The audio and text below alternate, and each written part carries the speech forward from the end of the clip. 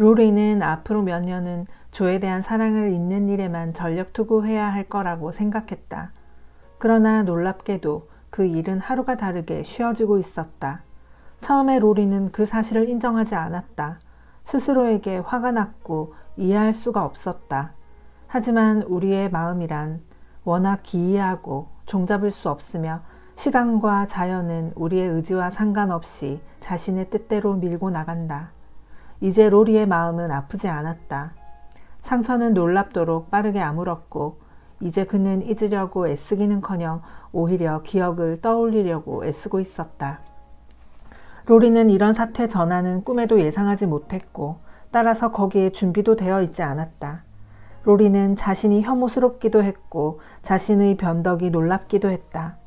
그렇게 엄청난 충격에서 그렇게 빨리 회복됐다는 사실이 한편으로는 실망스러우면서도 또 한편으로는 안심이 되기도 했다. 그는 어느새 잿불만 남은 자신의 사랑을 조심스레 들쑤셔 보았지만 한번 잊힌 사랑은 불꽃으로 타오르길 끝내 거부했다. 남은 것은 그를 열병 속으로 몰아넣기보다 따뜻하게 덮여주면서 그에게 도움이 되는 편안한 불빛뿐이었다. 결국 로리는 내키진 않았지만 소년다운 열정이 좀 더 평온한 감정으로 아주 다정하면서도 조금 슬프고 아직은 원망 섞인 감정으로 서서히 가라앉고 있다는 것을 인정할 수밖에 없었다. 그러나 시간이 지나면 그마저도 지나가고 끝까지 깨지지 않고 지속될 형제 같은 애정만 남게 될 터였다. 이런저런 상념 속에서 형제 같은 이라는 말이 머릿속을 스치고 지나가자 로리는 미소를 지으며 앞에 있는 모차르트의 초상화를 올려다보았다. 대단한 남자야. 언니를 갖지 못하니까 그 동생을 취해 행복해졌으니 말이야. 로리는 이 말을 입 밖으로 꺼내지 않고 속으로만 생각하다가 갑자기 낡은 반지에 입을 맞추며 중얼거렸다. 아니, 난 달라. 난 잊지 않았어. 절대 그럴 순 없지. 다시 노력해 볼 거야. 그래도 안 된다면 그때는... 로리는 말도 채 끝나기 전에 펜과 종이를 붙잡고 조에게 편지를 쓰기 시작했다. 조가 마음을 바꾸리라는 희망이 전혀 없는 한 자신은 그 무엇에도 마음을 붙일 수 없을 거라는 내용이었다. 바꿀 수 없는 걸까? 바꿀 생각이 없는 걸까? 나를 고향으로 불러들여 행복하게 해줄까? 답장을 기다리는 동안 로리는 조급증의 열병에 걸린 채 다른 일은 하나도 하지 못하고 오로지 기다리는 일에만 온 정력을 쏟았다.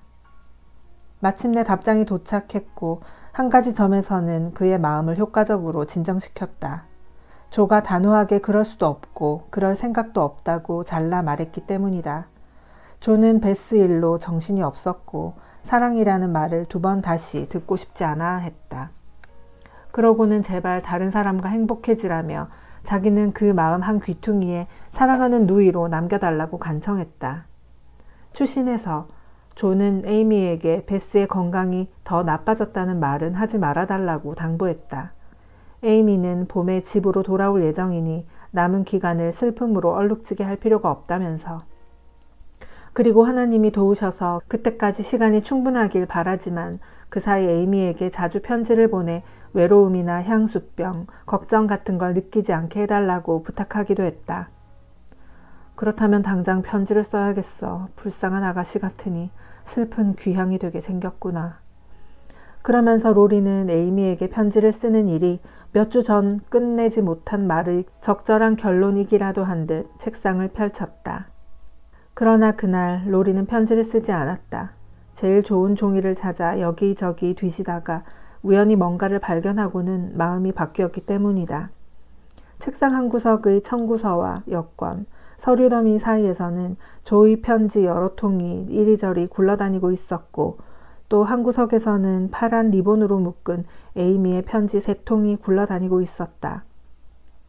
안에다 말린 장미를 넣었는지 에이미의 편지에서는 달콤한 냄새가 났다.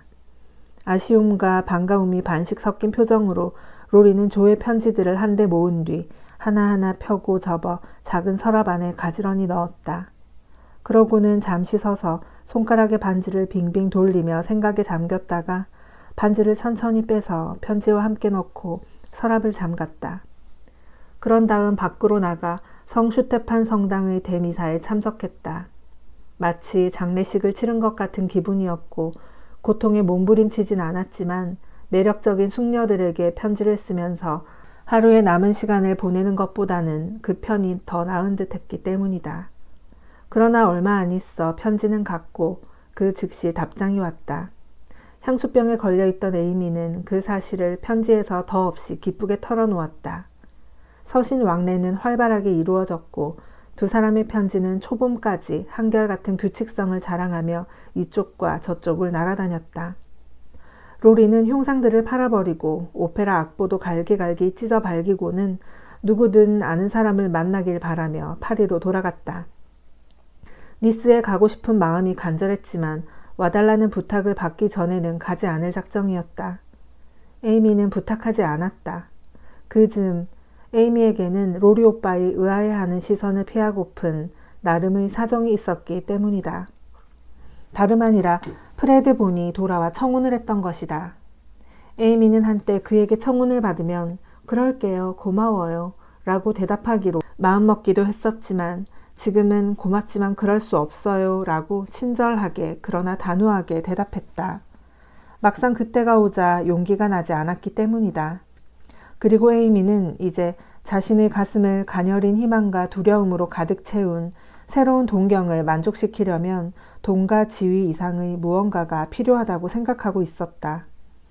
프레드는 좋은 녀석이긴 하지만 네가 좋아할 만한 남자는 아니야. 라는 말과 그 말을 할 때 로리의 표정이 말은 안 했어도 표정으로 난 돈만 벌고 결혼할 거야 라고 했을 때의 자신의 모습처럼 끈질기게 되살아나 에이미를 괴롭혔다. 지금은 그 일을 기억하는 것만으로도 힘들었고 여자답지 않았던 그 말을 할 수만 있다면 다시 주워 담고 싶었다. 에이미는 로리가 자신을 비정한 속물로 생각하는 걸 원치 않았다. 이제 그녀에게 사교계의 여왕이 되는 일은 사랑스러운 여자가 되고 싶다는 바람에 비하면 그 중요성이 절반밖에 되지 않았다. 에이미는 자신이 지독한 말을 했는데도 로리가 자신을 미워하지 않고 오히려 그 말을 아주 아름답게 받아들이고 그 어느 때보다도 친절하게 대해줘서 기뻤다. 에이미에게 로리의 편지들은 크나큰 위안이었다. 집에서 오는 편지는 매우 불규칙했고 어쩌다 편지를 받아도 로리의 편지가 왔을 때에 비하면 그 기쁨이 절반에도 미치지 못했다. 로리의 편지에 답장하는 것은 즐거움뿐만 아니라 의무이기도 했다. 조가 계속 박정하게 굴고 있어서 이 불쌍한 청년은 외롭고 또 위로가 필요했기 때문이다. 조는 어떻게든 로리를 사랑하려고 노력했어야 마땅했다. 그건 그렇게 어려운 일도 아니었을 것이다. 그렇게 멋진 청년에게 사랑을 받는다면 대부분의 사람들은 자랑스러워하고 기뻐했을 것이다. 하지만 조는 보통 여자들과 달랐다. 그래서 로리를 친형제처럼 대할 수밖에 없었을 것이다. 이 시절의 남자들이 로리처럼 대접받았더라면 훨씬 더 행복한 삶을 살았을 것이다. 에이미는 이제 설교하지 않았다. 대신 무슨 일에서든 로리의 의견을 물었고 로리가 하는 모든 일에 관심을 보이며 앙증맞은 선물들을 만들어 보냈으며 생생한 주변 이야기와 누이 같은 신뢰, 주변의 멋진 경치를 그린 매혹적인 그림으로 가득한 편지를 일주일에 2번씩 보냈다. 오빠의 편지를 주머니에 넣고 다니면서 부지런히 읽고 또 읽고 짧은 편지에는 울음을 터뜨리고 긴 편지에는 입을 맞추며 보물처럼 소중하게 간직하는 누이는 거의 없다. 그렇기 때문에 에이미가 그런 유치하고 바보 같은 짓을 했다고는 굳이 말하지 않겠다. 그러나 분명히 밝혀둘 것은 그해 봄 에이미는 약간 창백한 얼굴에 수심이 가득했고 사교계에 대한 흥미도 많이 잃어버렸으며 대부분 혼자 그림을 그리러 다녔다는 점이다. 하지만 숙소에 돌아와서 이렇다 할 만하게 뭘 보여준 적은 별로 없었다.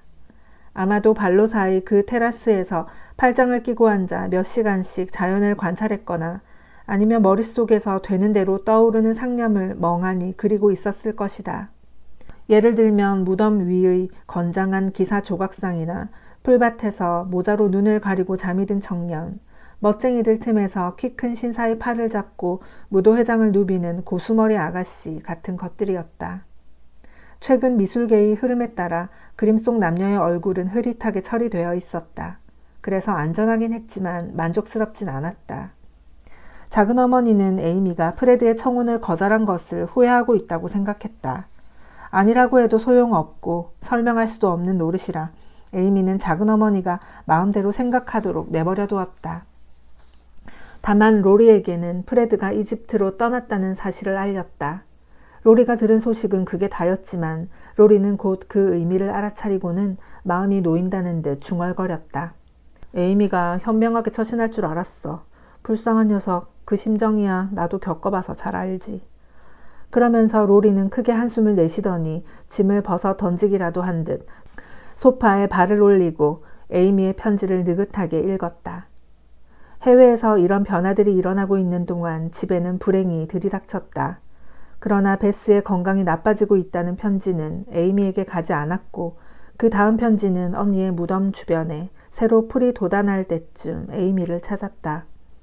그 슬픈 소식은 스위스 브베에서 그녀와 만났다. 5월의 무더위를 피해 니스를 떠난 에이미 일행이 제네바와 이탈리아의 호수들을 거쳐 스위스 내륙으로 천천히 여행하는 중이었기 때문이다. 에이미는 아주 잘 견디면서 베스와 작별 인사를 하기에는 이미 늦었으니 서둘러 돌아올 필요 없이 예정대로 머물다 오라는 그런 만큼 멀리 타역에서 슬픔을 달래라는 가족의 결정을 조용히 받아들였다. 그러나 그녀는 마음이 너무 무거웠다. 집에 가고 싶어 날마다 간절한 눈빛으로 호수 건너편을 바라보며 로리가 와서 위로해 주기만을 기다렸다. 곧 로리가 왔다. 가족은 같은 편지를 에이미 일행과 로리에게 보냈지만 그때 로리는 하필 독일에 있어서 편지가 도착하는데 며칠이 더 걸렸던 것이다. 로리는 편지를 읽자마자 짐을 싸들고는 그곳에서 사귄 친구들에게 작별을 고한 뒤 기쁨과 슬픔, 희망과 긴장이 뒤얽힌 마음을 안고 약속을 지키러 길을 떠났다. 로리는 부배를 훤히 꿰고 있었다. 배가 작은 부두에 닿자마자 로리는 호안을 따라 서둘러 라투르로 향했다. 캐럴 가족은 그곳의 한 숙소에 묵고 있었다. 로리를 보자 사화는 난처한 얼굴로 온 가족이 호숫가로 산책을 나갔다고 말한 뒤 참, 그 금발의 마드모아젤은 이성 정원에 있을지도 모른다고 수고스럽더라도 무슈가 잠시 앉아서 기다리고 있으면 곧 마드모아젤이 나타날 거라고 덧붙였다. 그러나 무슈는 잠시도 못 참고 사환이 말을 마치기도 전에 직접 마드모아젤을 찾아 나섰다. 아름다운 호숫가에 자리한 쾌적하고 오래된 정원은 머리 위로는 밤나무 잎사귀가 바스락대고 있었고 사방 어딜 가나 담쟁이 덩굴이 기어오르고 있었다. 저 멀리 햇빛에 반짝이는 호수 위로 탑의 검은 그림자가 어른거렸다. 널찍하고 나지막한 벽, 한 구석, 의자가 하나 있었는데 에이미는 종종 이곳에 와서 책을 읽거나 그림을 그리거나 아니면 주변의 아름다운 경치를 보며 위안을 삼곤 했다. 그날도 에이미는 한 손으로 턱을 괴고 이곳에 앉아 집이 그리워 병이 난 마음과 개슴츠레한 눈으로 베스를 생각하며 로리가 왜 오지 않는지 궁금해하고 있었다. 에이미는 로리가 저쪽에서 안뜰을 가로질러 걸어오는 소리도 듣지 못했고 그가 지하 통로에서 정원으로 이어지는 아치문에서 걸음을 멈추는 것도 보지 못했다. 로리는 잠시 그곳에 서서 새로운 눈으로 에이미를 지켜보며 이제까지 아무도 본 적 없는 에이미의 여린 면모에 주목했다.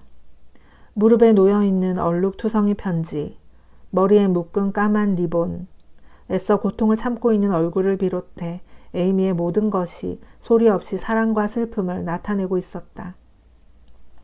목에 걸린 작은 흑단 십자가마저도 로리의 눈에는 애처로워 보였다. 에이미는 로리가 선물한 그 목걸이 말고는 아무런 장신구도 달고 있지 않았다. 만약 로리가 자신을 보고 에이미가 하게 될 반응을 둘러싸고 조금이라도 어떤 의심이 들었다면 에이미가 고개를 들어 자신을 보는 순간 싹 가라앉았을 것이다. 에이미가 손에 들고 있던 것들을 전부 떨어뜨린 채 숨길 수 없는 사랑과 갈망이 담긴 목소리로 소리치며 그에게 달려왔기 때문이다. 아, 로리 오빠가 올 줄 알았어. 내 생각에는 그 순간 모든 것이 드러나고 결정되지 않았나 싶다. 두 사람은 잠시 아무 말 없이 서 있었다. 곧이어 검은 머리가 금발을 감싸듯 아래로 기울어졌다. 에이미는 로리만큼 위로와 힘이 되는 사람은 없다고 느꼈고, 로리는 조의 자리를 대신해 자신을 행복하게 해줄 수 있는 여자는 이 세상에 에이미밖에 없다고 생각했다. 로리가 겉으로 그렇게 말하지 않았어도 에이미는 실망하지 않았다.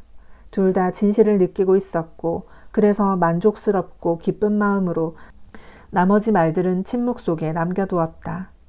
잠시 뒤 에이미는 다시 자기 자리로 돌아갔다. 에이미가 눈물을 닦는 동안 로리는 땅에 흩어져 있던 종이들을 줍다가 밝고 다른 편지와 의미심장한 스케치들을 보았다. 둘의 밝은 미래를 예시해주는 좋은 징조 같았다. 로리가 옆에 자리를 잡고 앉자 에이미는 다시 수줍음을 느끼며 얼굴을 붉혔다. 방금 전의 격한 환영 인사가 떠올랐기 때문이다. 나도 모르게 그랬어. 너무 외롭고 슬펐는데 로리 오빠를 보니 어찌나 반갑던지. 오빠가 오지 않을 것 같아 슬슬 걱정하고 있었는데 고개를 드니까 로리 오빠 얼굴이 보이지 뭐야. 얼마나 놀랐던지. 에이미는 자연스럽게 말하려고 애썼지만 아무 소용이 없었다. 소식 듣자마자 달려왔어. 베스를 잃은 너한테 무슨 말이든 해서 위로해주고 싶지만 그저 내 마음으로만. 로리는 더는 말을 잇지 못했다. 갑자기 부끄러워져서는 무슨 말을 해야 할지 알지 못했기 때문이다. 로리는 에이미에게 머리를 자기 어깨에 기대고 실컷 울라고 말하고 싶었지만 감히 그렇게 하진 못하고 대신 에이미의 손을 꽉 잡으며 공감을 전했다. 그의 손은 그 어떤 말보다 효과가 있었다. 말하지 않아도 돼. 위로는 이걸로 충분해. 베스 언니는 행복하게 잘 있을 거야. 그러니까 언니가 돌아오길 바라면 안 되겠지. 하지만 가족이 무척 보고 싶으면서도 그만큼 집으로 돌아가는 게 무서워. 울음이 터질 것 같아서 지금은 더 이상 얘기하고 싶지 않아. 오빠가 머무는 동안 오빠랑 즐겁게 지내고 싶어. 금방 돌아가야 하는 건 아니지? 에이미가 나직하게 말했다. 네가 원한다면 오래오래 있을게. 그럼 나야 좋지. 작은 어머니와 플로가 잘해주긴 하지만 오빠는 한 가족 같아서 오빠랑 한동안 같이 지내면 마음이 한결 놓일 것 같아. 에이미는 집을 떠나 병이 났는데도 마음이 꽉 찬 어린애 같았다. 그래서 로리는 수줍음을 모두 잊고 에이미가 바라던 예전 방식대로 그녀를 위로하며 그녀에게 필요한 유쾌한 대화를 이끌어 나갔다. 어디 보자. 불쌍한 우리 꼬마. 슬프다 못해 병이 날 지경이네. 이제 내가 돌봐줄 테니까 울지 마. 이리 와서 나랑 산책 좀 하자. 가만히 앉아있기엔 바람이 너무 차. 로리는 에이미가 좋아하는 반은 어르고 반은 명령하는 투로 말했다. 그러면서 에이미의 모자끈을 묶어준 뒤 그녀의 팔을 끌어당겨 팔짱을 끼고는 새로 이파리가 돋아난 밤나무들 아래 햇살 가득한 산책로를 오르락 내리락 걷기 시작했다. 로리가 걸으면서 마음이 한결 편해졌듯이 에이미는 로리의 듬직한 팔에 기대자 기분이 좋아졌다. 친숙한 얼굴이 그녀를 향해 미소를 지었고 다정한 목소리는 오로지 그녀를 위해 즐거이 말하고 있었다. 멋스럽고 고풍스러운 정원은 많은 연인들에게 쉼터가 되어주었고 특별히 그들을 위해 만든 듯했다. 햇볕이 잘 들고 한적한 데다 보는 눈이라고는 우뚝 솟은 탑과 탑 밑에서 물결치며 연인들의 은밀한 대화를 저 멀리로 실어 나르는 널찍한 호수밖에 없었기 때문이다. 이제 막 연인 사이로 접어든 두 사람은 1시간쯤 걸으며 얘기를 나누거나 아니면 담벼락에 기대 쉬면서 시간과 공간에 엄청난 매력을 부여하는 달콤한 분위기를 실컷 즐겼다. 그러다 저녁 식사 시간을 알리는 현실적인 종소리에 놀라 자리를 뜰 때 에이미는 외로움과 슬픔의 짐을 성 정원에 남겨둔 것 같은 기분이 들었다. 캐럴 부인은 에이미의 확 달라진 얼굴을 보자마자 새롭게 짚히는 게 있어 속으로 소리쳤다. 이제 다 이해가 되네. 저 아이는 젊은 로렌스에게 빠졌던 거였어. 이럴 수가. 이런 일은 꿈에도 생각지 못했었는데. 캐럴 부인은 칭찬받아 마땅한 신중함을 발휘해 아무 말도 하지 않았을 뿐만 아니라 눈치를 챈 기미조차 보이지 않았다. 다만 로리에게는 함께 지내자고 친절하게 청했고 에이미에게는 혼자 지내는 것보다 훨씬 나을 테니 로리와 함께 즐거운 시간을 보내라고 권했다. 에이미는 군말 없이 작은 어머니의 말에 따랐다. 작은 어머니는 플로와 함께 보내는 시간이 많았기 때문에 손님 접대는 순전히 에이미의 몫으로 남게 되었고, 에이미는 평소에도 잘했지만 그보다 더욱 정성을 기울여 로리의 편의를 살폈다. 니스에서 로리는 빈둥거리다가 에이미에게 싫은 소리를 들었지만 브베에서는 한 번도 게으름을 피우지 않았다. 대신 언제 봐도 활력이 넘치는 모습으로 산책을 하거나 승마를 하거나 배를 타거나 공부를 했다. 에이미는 로리가 뭘 하든 감탄하면서 그를 따라하려고 최선의 노력을 기울였다. 로리가 달라진 자신의 모습을 날씨 덕분으로 돌리자 에이미는 그 말에 굳이 반박하지 않고 기꺼운 표정으로 다시 찾은 자신의 건강과 생기 또한 같은 이유 때문이라고 둘러댔다. 기운을 북돋는 브베의 공기는 두 사람에게 좋은 영향을 미쳤고, 충분한 운동은 몸뿐만 아니라 마음에도 유익한 변화를 가져왔다. 이제 두 사람의 눈에는 끝없이 펼쳐진 언덕들 사이로 미래와 의무가 더욱 또렷이 보이는 듯했다. 상쾌한 바람이 의심과 낙담, 부질없는 망상과 우울한 안개를 날려버린 대신 따사로운 봄볕이 온갖 포부와 소박한 희망과 행복한 생각을 불러왔다. 또 호수는 호수대로 과거의 고통을 씻어주는 듯했고, 웅대한 태고의 산들은 인자하게 두 연인을 내려다보면서 젊은이들 서로 사랑하게나 라고 말하는 듯했다. 새로운 슬픔에도 불구하고 무척 행복한 시간이었다. 로리는 너무 행복해서 행여 그 행복이 깨지기라도 할까봐 한마디도 할 수 없었다. 로리가 그의 첫사랑, 그리고 자신의 마지막이자 유일한 사랑이라고 믿었던 사랑이 빨리 아문 것에 대한 충격에서 벗어나기까진 꽤 시간이 걸렸다. 그는 겉으로 보이는 불성실을 설명하는 이유로 조의 여동생은 조의 분신이나 마찬가지라는 생각과 에이미가 아니고 다른 여자였다면 그렇게 빨리, 그렇게 깊이 사랑하지 못했을 거라는 확신을 끌어다 붙이며 위안을 얻었다. 그의 첫 번째 구애는 폭풍우처럼 격정적이었다. 이제와 돌이켜보니 마치 긴 세월을 지나온 듯한 느낌이 들면서 회한과 뒤섞인 연민의 감정이 일었다. 부끄럽진 않았지만 그는 고통이 끝난 것에 감사하면서 그 시간들을 자신의 인생에서 씁쓸하고도 달콤했던 경험 중 하나로 멀리 치워버렸다. 그는 두 번째 구애는 가능한 한 단순하고 차분하게 하기로 결심했다. 요란을 떨 필요도 없었고 에이미에게 사랑한다고 말할 필요도 없었다. 말하지 않아도 에이미는 그렇다는 걸 알고 있었고 또 이미 오래전에 그에 대한 대답도 했다. 모든 일이 아무도 불평할 수 없을 만큼 아주 자연스럽게 이루어졌고 다들 심지어 조까지도 기뻐할 게 틀림없었다. 하지만 첫 번째 순정이 짓밟히고 나면 두 번째 도전에서는 시간을 두고 신중을 기하게 된다. 그래서 로리는 순간순간을 즐겁게 보내며 첫 번째 사랑의 종지부를 찍고 새로운 사랑의 가장 달콤한 부분을 이루게 될 말을 꺼낼 기회를 엿보았다. 원래 로리는 달빛이 비치는 성 정원에서 더없이 기품 있고 점잖게 대단원의 막을 올리는 상상을 했지만 현실은 완전히 그 정반대가 되고 말았다. 정오 무렵 호수 위에서 불쑥 튀어나온 지극히 멋없는 몇 마디 말에 그 문제가 결정 나버렸기 때문이다. 그날 두 연인은 을씨년스러운 생장 골프에서 해가 잘 비치는 몽투레까지 아침 내내 배를 타고 다녔다. 한쪽으로는 사보이 알프스가, 그 반대쪽으로는 생베르나르산과 당디미디 산이 자리하고 있었고 계곡 사이로 예쁜 브베의 모습이 보였다. 저 너머 언덕 위에는 로자니, 그 위로는 구름 한 점 없는 파란 하늘이, 그 아래로는 하늘보다 더 새파란 호수가 펼쳐져 있었고 호수에는 날개를 하얗게 펼친 갈매기처럼 보이는 작은 배들이 한 폭의 그림과도 같이 점점이 박혀 있었다. 두 연인은 시용성을 지날 때는 보니바르 이야기를 했고 루소가 신 엘로이즈를 집필했던 클라랑스를 올려다보면서 루소에 대한 이야기를 했다. 둘 다 그 책을 읽진 않았지만 그것이 사랑 이야기라는 것은 알고 있었고 자신들의 사랑 이야기에 비하면 그 절반도 재미없을 거라 생각했다. 잠시 침묵이 흐르는 동안 에이미는 한 손을 물속에 담그고 물장난을 치다 고개를 들었다. 그랬더니 로리가 노의 몸을 기대고 있었다.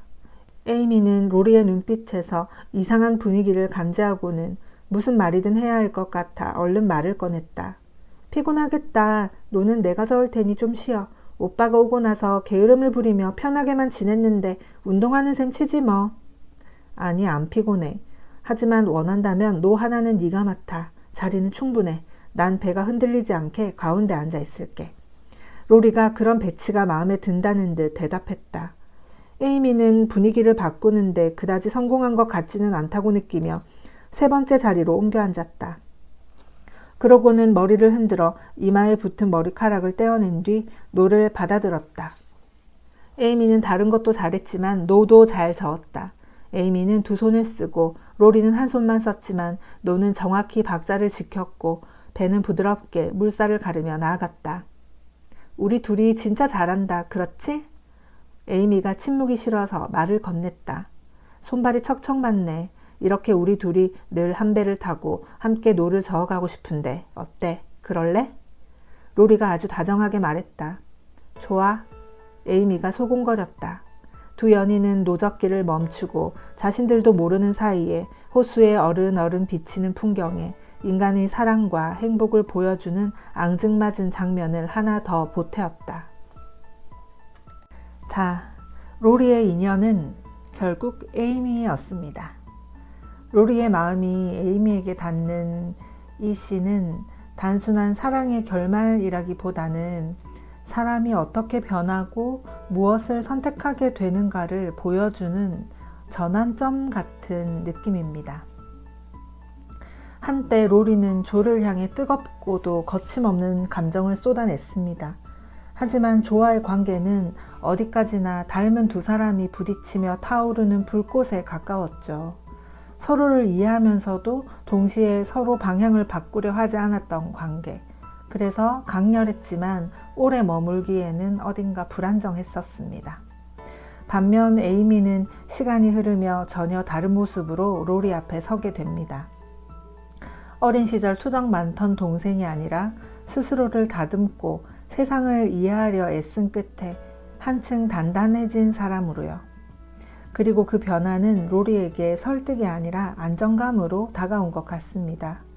함께 있을 때 억지로 맞추려 애쓰지 않아도 되는 관계, 감정이 과열되진 않아도 자연스럽게 이어지는 대화, 서로의 삶을 무리 없이 포개는 그런 느낌이요.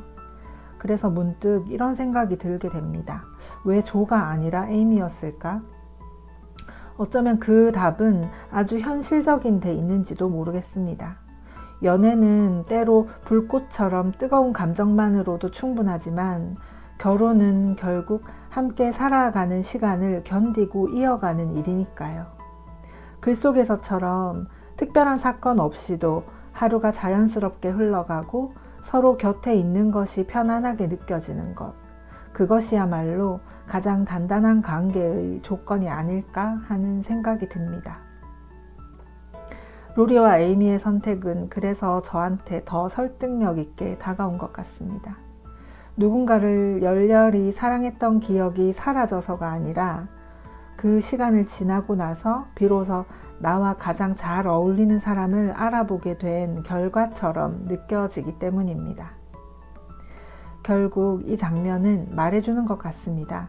사랑은 감정으로 시작되지만 함께하는 삶은 조용한 편안함 위에서 완성된다고요. 그리고 우리는 그 모습을 보며 각자의 삶에서도 한 번쯤 질문하게 됩니다. 나는 지금 어떤 사랑을 하고 있는지, 그리고 그 사랑은 과연 오래 머물 수 있는 형태인지.